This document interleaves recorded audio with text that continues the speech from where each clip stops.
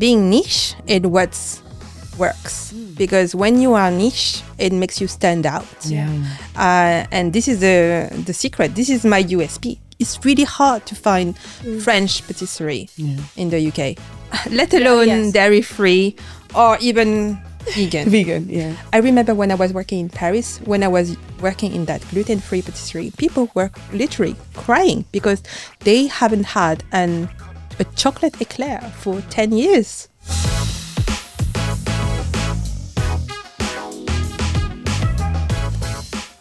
Welcome to Kitchen Tales. This is Rhona and I's podcast where we talk to local food business owners. We talk about journeys within the food industry, and we talk about our family life and all things fun. How are you today, Rhona? Good morning, I'm good. Yes. I've just come back from holiday, so I feel quite relaxed. How was it? Where did you go? Tell us about it. It was lovely. We went to Greece and we went to Corfu, and it was a family holiday. And the children brought a couple of their friends. Lots of sunshine. Not that we actually needed any more sunshine, because we literally left in a heat wave and went straight into the lovely sunshine.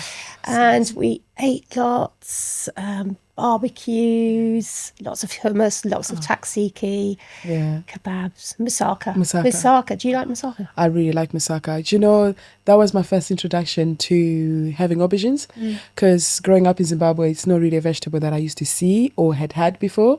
And when I had moussaka, because it was very, polarizing for some people, because some people don't really like aubergine. But for me, I was like, this is amazing. What vegetable is this? I love aubergine. So favorite food, did you have any food that you're like, this I have to either make at home or just taste better when you're in Greece? Well, I'll go back to the moussaka. I cannot make it like that. That's why I had to have it. So I just had to have it once. And God, it was good. It was really good. Yeah, it's not the same if I make it. It really isn't. I think there's some things that it just needs to be authentic. Yes. Right? Yeah. Because I think it's like even the ingredients that you're able to find in that country, when they're imported here, they're different. So finding the ingredients and the olive oil that they use. Yeah, so I bought some. Did you bring I bought some olive oil. I should have asked you to bring me some olive oil. Oh, I should have done. I'm sorry. It's so expensive here It too. is. Well, it wasn't cheap there, but it was, so I got that. But I also, hummus. So I had a party at the weekend, a 90th birthday party. And I made hummus. So having just come back from Greece, it wasn't quite the same. And it's just like, I need to know yes, I mean, I thought mine was good, but actually it wasn't quite as good as theirs. Yeah. Do you know, I think that's one thing that I found with Greek food, just a lot of the simplicity, but just the taste. You're just like, what's in this? And then you find out it's just a few ingredients. There was something in it, and I need to know what it is. Because I was changing it. I was adding more tahini, lemon juice. Then it was too lemony, and it was like, there's something missing here. So we have, I'm not too sure if we've met her before. She might be a good one to come on the podcast. There's a lovely lady called Yota, and she makes the most incredible Greek food. She's based locally, and she used to do some, we've done a few supper clubs together, and she makes the best hummus. But my favorite thing that she makes is just her Greek salad. To this day, I still can't make a Greek salad that good. And she told me all the ingredients that she puts in. Yeah. But I'm like, there's something that you add. Yes. And then she's like, well, I have my dry spices. I bring them from Greece. I've got my olive oil I bring from Greece. So I'm like, that's why. It must be the ingredients that you get from that country. That's why. Yeah. Is it where we went for lunch? Do you remember last year we went to that Turkish place, and was it in Weaver's Walk? Weaver's Walk. Yeah, no, that's not her. No, that's not her. Yeah, so that was the Lebanese. Okay. And they do similar. Yeah, they do similar food, because I think a lot of the Mediterranean, the countries that are on the Mediterranean, and some Turkish and Lebanese countries, they have similar foods. Yes. But they're cooked a little bit differently. But yeah, no, Yota, she mainly does, she did supper clubs. She used to do cooking classes as well. Yeah, I think she'd be a great one to have on the podcast. Okay. And she can teach us how to make Greek food. Yes. So how are you? All good with you? Good, actually. So the last few weeks, it's just been work. We've been trying to just get a lot of work done now, because I was just speaking earlier that in our industry, a lot of the times after the summer holiday, everyone's starting to save money. So September and October tend to be a little bit quieter. So and for me, it's just be focusing on the kids going to school. My daughter is starting school in September. Of course, yes. So it's just going to be all about the kids. So just trying to get as much work done now and then have a bit of relaxation in September. Yeah, that is the plan. That's good. So talking about family, because both of us have got family and we've got young kids. Today we've got an amazing guest that I'm really excited to have. And she's my friend. And we have Céline. How are you, Céline? Hello, Colline. Céline. Hi, Rhona. Nice to meet you. Nice to meet you. Yeah, How are you? I'm really good. Yes. Tell us about you. So I'm not going to give too much away, but we want to know about you Okay. and who you are and how you got into the food industry. Okay. Well, so as you can hear, I am French, but I have been living in the UK since 2016. Would you believe we moved actually one day after Brexit was voted? No way. Did you plan that? Oh, No, but basically what got us here, I say us, I mean Mark, my partner, and myself. We were living in the suburb of Paris and working. We just wanted a change of scenery. He got offered an opportunity. He worked in cybersecurity, and we thought, you know what, why not? Yeah? Why not? So we left everything and we moved here. We used to live in a tiny flat by the Thames Lido in Reading, actually. Oh, nice. And it was cute. And yeah, somehow we settled, and now it's been 9 years. Yeah. Wow. And how have you found it, the transition from moving from France, just in general, and moving to the UK? Is there anything that's like a culture shock? Had you been to the UK before, actually? Yes, I have. It wasn't that much of a shock. I think UK is more like tolerant. I mean, I'm speaking in terms of how do you say color? Color, yes. Yeah, Yeah. people with color. Yes. Yeah. I can't speak for all of France, but it's different. Yeah, Yeah. There's no I used to live in diversity. Paris, and even though Paris is rich in culture, I have experienced a lot of racism. Really? Yes, and that I wouldn't experience here. Yeah. Wow, that's very intriguing. Yeah, because for me, like I've only gone to Paris visiting. The first thing I see, I mean, like most cities, I always thought that it's very diverse. There's lots of people from different countries, so you wouldn't really expect. You wouldn't really expect that. That's very intriguing. Yeah. I I'm think quite people shocked. have very their expectation of Paris is a how do you say delusional? Delusional. Yes. Yeah. Yes. Yeah. Sorry. Yeah. Like when you think about Paris, you can all think about like Eiffel Tower, like all the beautiful place, Yes. which it is. Yeah. But there is the real Paris that no one really knows. Yeah. Unless you live there, I guess, and experiencing. So I Yes. think for us, we are going as tourists. So we're Very just much going so. to all the nice places. We're going to the nice restaurants. Yes. And living there must be different It's to the different. reality that we Yeah, I used to have people asking me, why the hell would you move from Paris Yeah. Yeah. to Reading? Yeah. see. Yeah. Yeah. So you're surrounded by all the most amazing food. Is that how you got into cooking? Yeah. How do you do Yes. it? So, well, being Asian, I Yes. was always brought up with food. Like food in our family from a very young age is very important to us. We gather around a big table with food. And, but funnily enough, I wasn't supposed to be a chef when I graduated. So in France, I think it's what we call A levels. Yeah. When you're around 17, 18. Yeah. I actually went into nurse school. So I was supposed to be a nurse and actually studied for 3 years.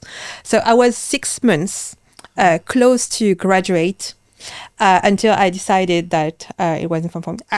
The trigger was a heartbreak. Right. Yeah. Yeah. With my ex-boyfriend, and somehow it triggered something, and I was like, you know what, I just don't want to be in that nurse school anymore. I don't want to work in the hospital.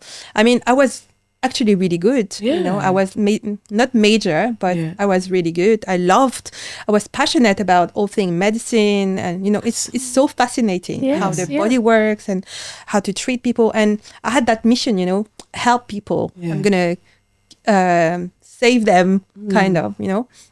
And I decided I wanted to work in the food industry because it's always been my passion. Wow. And I wasn't supported by my family. You know, they would say, "Why would you do that? You're like 6 months to graduate." And also my family is a family of caterers, so they've been through it. You know, Yes. my dad used to run restaurants, and it was never like it was always a struggle. You know.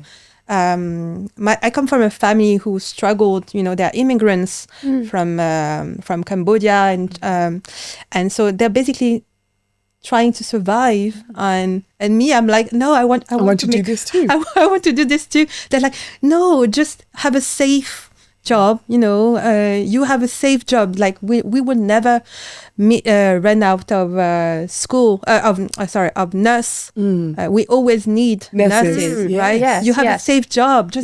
Just do it. Yes. Don't do this is too exhausting to work in food. But I still went for it. So I've applied for another 3 years in a catering school. And at the time, I didn't know that I wanted to be a pastry chef. Okay. But this was really my passion. So, and after graduating that school, this is where I decided I only want to do pastry. Wow. So it was actually like a catering course. So you got to learn everything from... Yeah, so that's the study. Yeah, it's not just cooking. I had to learn like hospitality, management, marketing, wine also. This was very fun. I love it. That's good. Yeah, this was really So fun. you got a good knowledge of wines and all things. I like that. So when you were at catering school, you didn't actually cook your patisserie sort of... Well, it's only once a week. We had maybe 3 hours, or either cooking or baking. But that's it. Wow. Right. Yeah. It's part of the Curriculum. the program, but you're not supposed to be a chef when you come out of the school. Oh, right. You're supposed to be a manager, you know, like director. So it's almost like hospitality management. Hotels. But you'd have like knowledge of all the different things. Yes. Wow. And then what happened after that? So you left catering. So, well, after graduating that school, I just searched for jobs in pastry. And actually it was terrible because I kept changing jobs. I couldn't find a job that suited me. It was just too hard. I went from Michelin stars to traditional restaurants. I used to work in a Brazilian restaurant doing service. But it was really hard, like the pressure, and I just couldn't. Because you were in France. It doesn't matter whether you're in France or not. I think working in the catering hospitality is very hard. And I'm right now I have memories of when I was working in those Michelin restaurants, for example, and this was just the worst memories of my life. Because you were working so hard. They made so you hard. work. Long hours. The pressure, and being a woman feet. as well. The sexism. Not racism this time. No, sexism. I just didn't want to stay. So honestly, I did many jobs in Paris, and then but I found out that I behaved better when it was a smaller business, like small, like coffee shops, not coffee shop, but like really small boutiques. We call them boutiques. Yes, would treat you better as well. They would treat me, but still better until a point, because it's always a toxic environment somehow.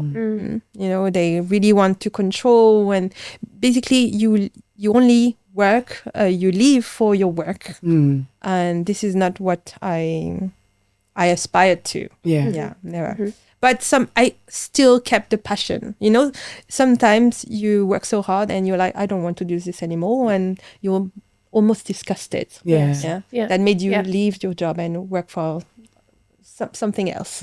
But it could have been the case, but it wasn't. For me, my passion was always there, like deep. That's amazing. So my last job I was actually not a pastry chef, but a chef in a vegetarian, organic and gluten-free, very small restaurant. And this one I really liked as well. But this is at that moment when we had the opportunity to come to the UK. To come to the UK. And so a great move for you. Yeah. And has brought you some great opportunities. Yeah, because it's only from when I moved to the UK that in my, the process, and also you get older and you have like other aspiration. Yes. But it's in the UK that I have started my business. Yeah. So tell us more about your business, because that sounds so exciting. Because that's how I know you. Yes. So I actually met Céline when you came. I don't know if you remember this. The very first time I met you, it was the vegan market in Newbury. And that was your very first market in Newbury. So very first one. So this would have been 2000 was it 2020? 23? No. 23? No. Was it after No, not 23. No, it was before COVID. But 21? 21? Yeah, I think 2021. Or during I don't know. Or during, but it was your very first one that's done by Vegan Fairs. So that's when I saw you, and I was just like so intrigued, because I thought all these patisseries, because I was a baker and I'm a home cook. I didn't go to learn anywhere, and seeing it. And at that time, my kid's dad, he was vegan. So I was so intrigued to go there and see these amazing pastries and patisserie that I was like, how the heck is all of this vegan? At first I was like, is this a mistake? Because not only does it look so good, but I have to buy this. I have to buy this. So I bought some. They tasted so good. I was like, I need to find this person. And then I started following you on Instagram. So yes, tell us how you started Cocolico Patisserie. Well, first about that Newbury market, I can never forget it, because that day was pouring. Yeah. I just can remember myself trying to assemble that gazebo with the rain falling on myself. But it was a great day. So in Reading, I had to find a job, and I actually worked for more than a year with Naomi from Nipsey's. I didn't realize you know Naomi. Yeah, of course. So I worked for her for like a year and a half. And that was before I started my business. So it turned, so there's so much to say, but I started because if you want to understand how I started Cocolico, you have to understand how I became vegan as well. Yes. Okay. So let's start there. How did you become? So how I became vegan. So it was, I was still in France, and until one day, I have like pain in my wrist. And I went to see a neurologist, and he told me that I'm lactose intolerant. Okay. And that basically Asians, when they reach a certain age, he wasn't very nice, but we can't digest lactose properly. Okay. So imagine being French and being told you can't have milk anymore. And French and a pastry chef. Yeah. So no butter, no milk. It means no cappuccino, no tiramisu, and nothing. Nothing. Okay. So it's a shock, right? Yes. Because all I could think about is, this is inconvenient, right? Until I watched this show, Cowspiracy. Yes, I've heard of it. I still haven't watched it to this day. Okay. It was on Netflix, wasn't it? Yes. Yes. Yeah. And this changed everything. Like, because there are things that when you see, you cannot unsee. So from that day, I was like, this is it. The dairy, it's a good thing that I can't have it, because I don't want to have it anymore. So it started like that. But the vegan process came really slowly. It took years, honestly. And it's only when I moved to the UK and I realized there were so many people who are intolerant to many, many things, and the demand was growing. And me, I was looking for like a nice patisserie like I used to have in France, but I couldn't find anything in the UK, So basically, when I was working for Naomi Nipsey, there was another trigger which I turned 30, and I was like, I need to do something with my life. I can't continue to work for other people. I've hated it all the time. And for the patisserie, I wanted to eat patisserie that resembled the one that I used to have in France, because you can't. It's really hard to find French patisserie in the UK, let alone dairy-free or even vegan. Vegan, yeah. And the demand was just growing. I could, hear the demand from the customers who are allergic. And, in the UK, there are more people intolerant or allergic to foods than in France. Wow. And I was like, this is it. Yeah. I need to make vegan patisserie. Yeah. I want to include those people. I don't want them to miss out on anything. First, for me, I need to satisfy myself. Yes, yeah. But I'm helping people eat foods that, and I remember when I was working in Paris, when I was working in that gluten-free patisserie, people were literally crying because they haven't had a chocolate éclair for 10 years. Wow. Yeah. Yeah. And they get to have it because you provide memories. It's matching a taste as well. Exactly. Yes, getting that taste right. So did you have to, so getting all your ingredients right, did it take a long time to... So I studied with, I'm basically self-taught, but because even if I have knowledge in patisserie, because obviously I was a pastry chef, with vegan, you have to change everything Yes. and research. So there was a lot of research and experiments. So, a lot of failures. Absolutely. So many foods end up in the bin. Yeah.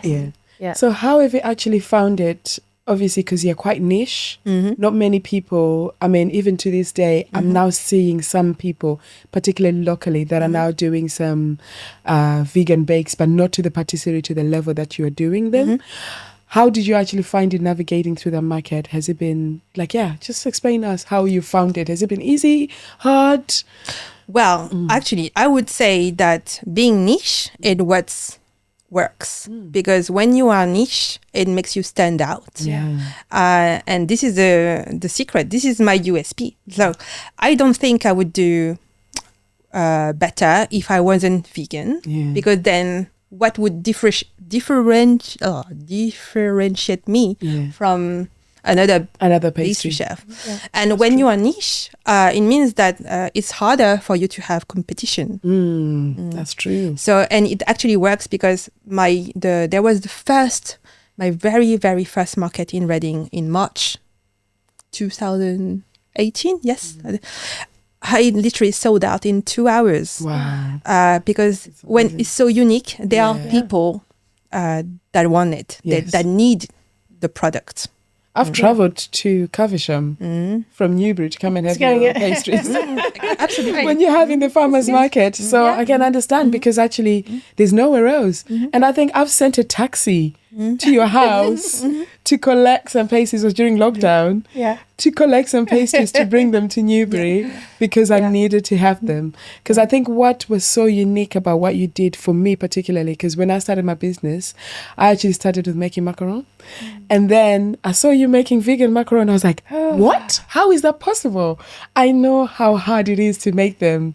So how is that possible to make them vegan? So that was the first thing that was really intriguing. And also the fact that they were so much better than mine. But they were vegan. They had the rice was perfect. Everything was great. I was just like, I need to know this lady. I need to know what her secrets are.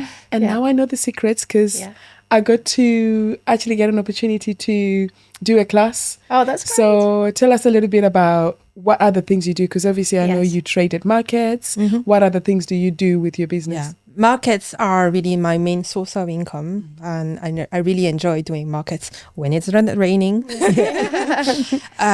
it's just because I get to showcase all my art, if I may say, and people love to just comment, oh my god, so much choice, one of each. But what I do, I sometimes I host a vegan afternoon tea. So I do it with a bar in Caversham, which is called Angel Bar, and it's a lovely place. So I normally once every 2 months a vegan afternoon tea, which is really popular because it means that you don't have to travel to London and and pay 70, 80 pounds for an afternoon tea.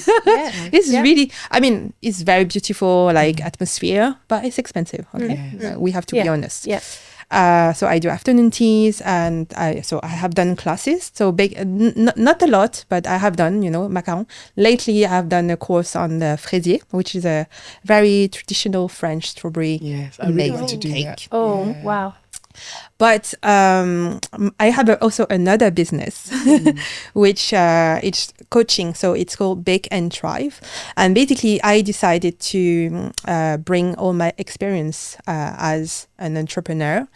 And I wanted to help other passionate people who are passionate about food to actually start their own baking business. Because me as a foreigner, there was so many mistakes I did, and I wish there was someone who told me what to do, the decisions. I created a program a coaching program for those people, and it started in January. Oh, how wonderful! Amazing. So it's chefs. So you're bringing in chefs to help them. So chef, so in my clients, it's either people who have a business job. Oh, okay. And they want I don't know how to say this word, but who wants to change career? Okay, so don't transition from the career to get into that's like what I did. And I wish I had someone who's got your expertise, absolutely, to just guide me to be able to know, because as you say, the many mistakes. If you can help someone else to not make those, it just makes their business start on a good point. Yes. So that, everything is a little bit more smoother. More smoother. But actually it starts with confidence first. It's starting with believing that you're actually capable of doing a business on your own. So first it starts like that, and it's actually the hardest thing. Like most people who are not doing starting their own business and their dream is because they think they cannot do it. Yeah, because it's so hard. It always says like starting is the best place. When you start, because so many people have got so many great ideas. I mean, even I've had so many great ideas in my head, but you're just like, oh no, I positively can't. Whether it's like the finance side of things or just the timing or anything. So getting to start and believing you can start. You've just got to do it. You've just got to do it and realise with everything. Absolutely.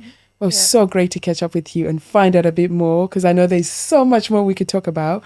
Well, one thing I want to ask you, because I know you're a mother as well. We are all mothers. How is it juggling motherhood and business? Because you work from home, right?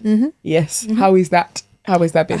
I'm not going to lie, it's hard. It's a challenge. But when she was much younger, people used to tell me, I swear, I promise you, it gets easier. And actually, it does. The older she gets, the easier it is. How old is she? So she just turned 3. Okay. And because she can talk and she can play on her own sometimes. But to be fair, she also goes to nursery. That helps. She goes 3 days a week. So those 3 days a week is literally my working time. But so Monday and Tuesday, I'm with my daughter. I'm also working,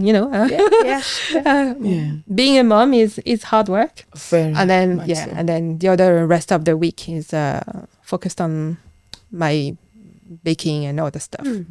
So, but I mean, it's hard, but it's worth it, because I really want to be a model for my daughter. I want to show her that it's possible to pursue some dreams, and I want her to tell her friend, oh, my mommy is a vegan pastry chef, or she's amazing.